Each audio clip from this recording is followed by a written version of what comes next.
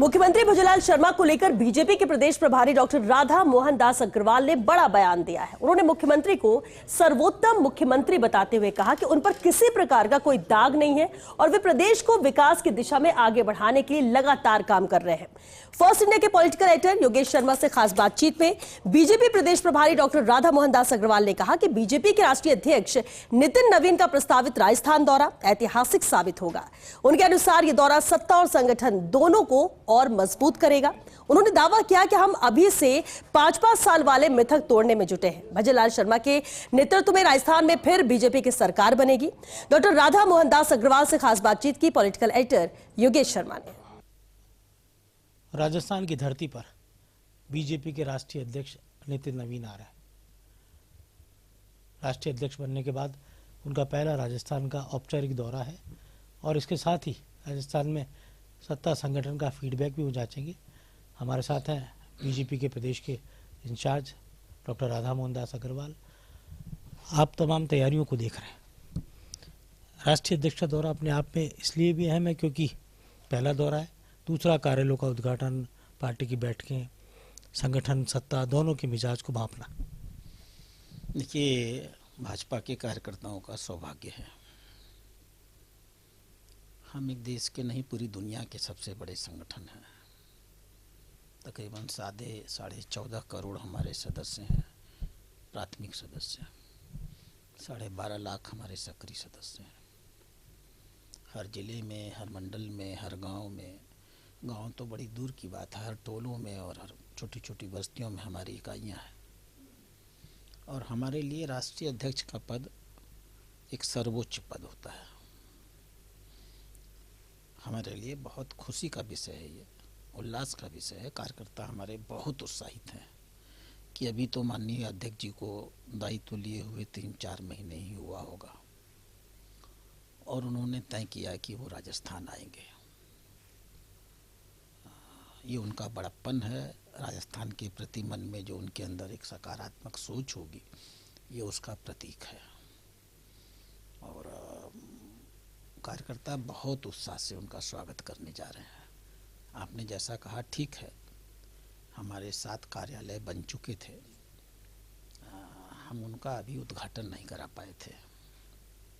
हम प्रयास करते हैं ऐसे कार्य भवनों के, हमारे कार्यालयों के भवनों का उद्घाटन यथासंभव राष्ट्रीय अध्यक्ष से हो या उनके समकक्ष जो और वरिष्ठ नेता हैं उनसे हो। तो इस अवसर का लाभ लेकर के जो हमारा टोंक का कार्यालय है, हम उस कार्यालय का उद्घाटन करेंगे और बाकी 6 जगहों का हम वर्चुअल उद्घाटन उन्हीं के माध्यम से करा देंगे। कार्यकर्ताओं की एक बैठक भी हम लोग टोंक में रखेंगे। वो एक स्वतः स्फूर्त आयोजित होने वाली बैठक है। कार्यकर्ता उत्साहित हैं और मुझे पूरा विश्वास है कि उस क्षेत्र के कार्यकर्ता बड़ी संख्या में वहाँ इकट्ठे होने वाले हैं।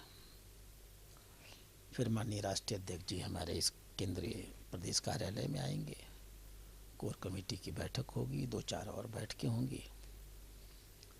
स्वाभाविक है कि वो आएंगे तो संगठन की समीक्षा और सरकार के आकलन ने, ये सब उनका एक स्वाभाविक अधिकार नहीं, कर्तव्य भी है, वो वैसा सब करेंगे।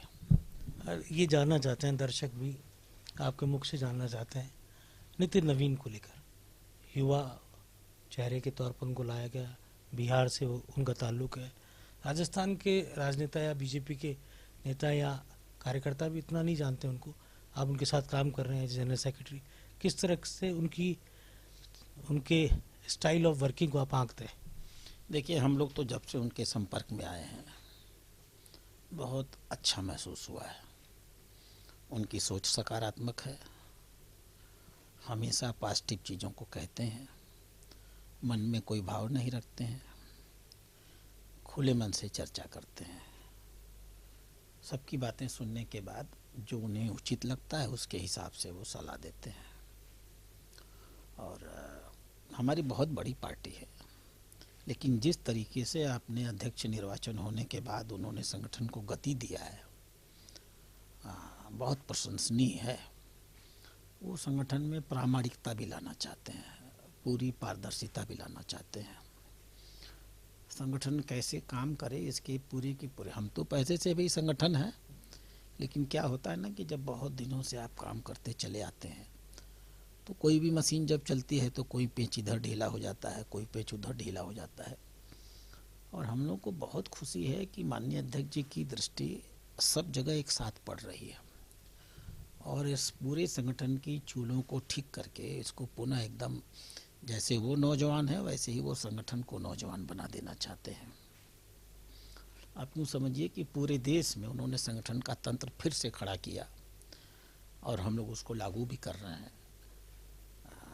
कोर कमेटी की बैठकें कैसे हों, राष्ट्रीय पदाधिकारी प्रदेश स्तर के पदाधिकारी कब मिले, जिले स्तर के पदाधिकारी कब मिले, मंडल की बैठकें कैसे हों, बूथ टीम की प्रामाणिकता कैसे बढ़े, जो प्रभारी बना के भेजे जाते हैं उनके का क्या क्या दायित्व है, स्टेट के प्रभारी, जिले के प्रभारी, मंडल के प्रभारी, वो जो संगठनात्मक सिस्टम है ना, हम हैं तो कैडर बेस पार्टी, तो कैडर बेस पार्टी को संगठनात्मक ढांचे में अगर ठीक तरीके से न ढाला जाए तो लूज एंड बहुत मिलेंगे।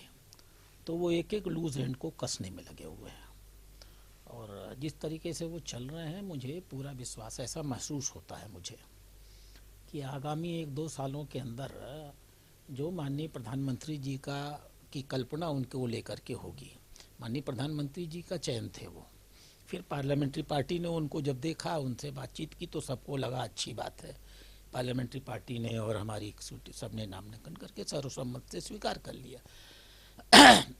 लेकिन जो अपेक्षा माननीय प्रधानमंत्री की होगी कि मैंने अपेक्षाकृत एक नौजवान दिया है तो नई सोच लेकर के आएगा, नई ऊर्जा लेकर के आएगा, नई दृष्टि लेकर के आएगा, नए तरीके से चीज़ों को करने की कोशिश करेगा। हम लोग को बहुत कहते हैं, हमारे यहाँ कहावत है, पूत के पैर पालने में नज़र आते हैं, तो मैं तो उन पैरों को देख सकता हूँ। वो धीमे धीमे राष्ट्रीय केंद्रीय इकाई से लेकर के नीचे तक की इकाई को, और चुनाव की व्यस्तता है, वो लगातार चुनाव प्रचार में भी लगे हुए हैं। राजस्थान में भजन लाल जी की सरकार है और 2-3 काम जो बहुत मेजर हैं जिनको लेकर कहा जा सकता है कि चाहे ईआरसीपी का मुद्दा हो, चाहे ये सोलर या पावर सेक्टर में राजस्थान ने काफ़ी आगे बढ़ा है, औद्योगिक निवेश की बात की जा रही है। एक प्रभारी के नाते किस तरह से आप गवर्नमेंट को देखते हैं? देखिए, सबसे बड़ी चीज़ होती है प्रामाणिकता। माननीय भजन लाल जी पहली बार मुख्यमंत्री बने, पहली बार विधायक बने और पहली बार मुख्यमंत्री बने। बहुत से लोगों को असहज लगता था, लेकिन मुझे एक प्रभारी के रूप में ये कहने में कोई संकोच नहीं है। आज 2.5 साल का कार्यकाल हो चुका। 2.5 साल के कार्यकाल में इस व्यक्ति के ऊपर कोई आरोप नहीं लगा। इस व्यक्ति की सहजता जहाँ के तहाँ बनी रही। आज भी ये मुख्यमंत्री कम है, कार्यकर्ता ज़्यादा है। ये जो कुर्सी होती है बड़ी खतरनाक चीज़ होती है। आदमी के अंदर ऐसे ऐसे दुर्गुण पैदा करती है जिसको कोई संभाल नहीं पाता, हवा में चलने लगता है आदमी। तो मुझे ये कहने में कोई गुरेज नहीं कि एक आदर्श जनप्रतिनिधि जो होना चाहिए था, एक आदर्श मुख्यमंत्री होना चाहिए था, जिसकी दृष्टि पूरे प्रदेश पे समान हो, सारे विधायकों के प्रति समान हो, नागरिकों के प्रति सेवा का बोध हो। मैं तो उनको, माननीय अध्यक्ष जी तो जब आएंगे तो खुद समीक्षा करेंगे, मैं उनको कुछ सर्वोत्तम मुख्यमंत्रियों में से एक मुख्यमंत्री की संख्या दे सकता हूँ। राजस्थान के इतिहास में इसके पहले भी मुख्यमंत्री रहे और कितने कितने प्रकार के खेल हुए, आरोप लगे हैं। आज 2.5 साल से वो अगर आरोपों से मुक्त हैं, सहज हैं, सरल हैं, उपलब्ध हैं, लोगों से मिल रहे हैं, लगातार मूवमेंट कर रहे हैं, जनता के बीच में जा रहे हैं। मैं एक एक विधायक से बात करता हूँ, कोई कहता है मेरे यहाँ 200 करोड़ के काम हो गए, कोई कहता है 300 करोड़ के काम हो गए। तो पैसा तो उतना ही है, तो काम इतना कैसे हो रहा है? इसका मतलब है कि काम में प्रामाणिकता भी आई है और पारदर्शिता भी आई है। हमारे सारे मंत्री भी उन्हीं के कदम पे चल करके चीज़ों को ठीक करने का प्रयास कर रहे हैं। तो सरकार बहुत, और मेरी संतुष्टि का कोई मतलब नहीं है। जनता संतुष्ट है तो पार्टी तो हमेशा संतुष्ट रहेगी। आपने खरी बात कह दी, स्ट्रेट फॉरवर्ड आपका व्यक्तित्व है। नहीं, हमारी पूरी पार्टी हर जगह खरी बात करती है। हम बिना मतलब कि जो कमी है उस कमी को हमें जानना चाहिए। हम नहीं जानेंगे तो सुधारेंगे कैसे? सुधार की पहली शर्त है कि हम किसी समस्या को स्वीकार करें, स्वीकार करने के बाद उसका विश्लेषण करें, विश्लेषण करके उसकी समीक्षा करें और उसके हिसाब से परिवर्तन करें। किसी भी जीवंत संगठन की एक सामान्य प्रक्रिया है और जीवंत बने रहने की सामान्य शर्त भी है, दोनों है। बर्तन अगर आप नहीं धोइएगा, आपके घर में सैकड़ों बर्तन होंगे ना, आप उसको नहीं माजेंगे धोएंगे तो धीमे धीमे काला पड़ जाएगा, गंदा पड़ जाएगा। ये शरीर है, नित्य प्रति अरबों कोशिकाएं मरती बनती हैं और बनती बनती जाती हैं। तो ये तो चलता है, संगठन में इसको चलाना पड़ेगा।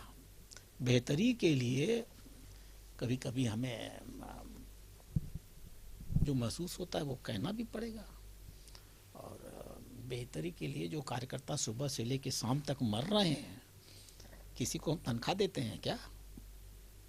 भारतीय जनता पार्टी अकेला ऐसा संगठन है जहां कार्यकर्ता सिर्फ तन नहीं देता है, सिर्फ मन नहीं देता है, धन भी देता है। हम इतने कार्यक्रम करते हैं, कहीं पैसा आता है क्या दिल्ली से? कुछ नहीं। अभी हमने प्रशिक्षण शुरू किया है। हम चुनौती के साथ कहते हैं और गर्व के साथ कहते हैं, हर प्रशिक्षार्थी ने 100 रुपया प्रशिक्षार्थी शुल्क जमा किया है। अभी हम जिला प्रशिक्षण अभियान शुरू करेंगे ना, हर प्रशिक्षार्थी 200 रुपये शुल्क जमा करेगा और अगर 90% अटेंडेंस से कम हो जाएगा तो हम उसको फिर से करवाएंगे, क्योंकि हम उनको विचारधारा भी देना चाहते हैं और विचारधारा के माध्यम से संगठनात्मक अनुशासन का महत्व भी समझाना चाहते हैं और ये भी बताना चाहते हैं कि यहाँ मांगने की अपेक्षा नहीं करनी चाहिए। भाजपा में जो आया है वो तन देगा, मन देगा, धन देगा। ये संगठन करीब करीब ऐसे ही चलता है। वो चुनाव के खर्चे उर्चे एक अलग विषय है, अन्यथा हम पूरे साल काम करते हैं, संगठन के पैसे से नहीं करते। कार्यकर्ता हमारा आगे बढ़ करके सारे खर्च करता है। बहुत बहुत धन्यवाद। नितिन नवीन जी का राजस्थान का दौरा एक यादगार बनाने की तैयारी में राजस्थान की बीजेपी जुटी है। जयपुर में आकर प्रभारी खुद लगातार तैयारियों को जांच रहे हैं, लेकिन इस दौरे का संदेश होगा, संदेश सत्ता और संगठन दोनों के लिए होगा, क्योंकि नितिन नवीन बैठक तो लेंगे, परिचय भी जानेंगे सबसे, लेकिन साथ ही वो कम समय में राजस्थान के मिजाज को भी भांप कर जाएंगे और एक संदेश भी यहाँ का दिल्ली तक पहुँचाएंगे। कैमरा जर्नलिस्ट जितेश के साथ योगेश शर्मा, फर्स्ट इंडिया जयपुर।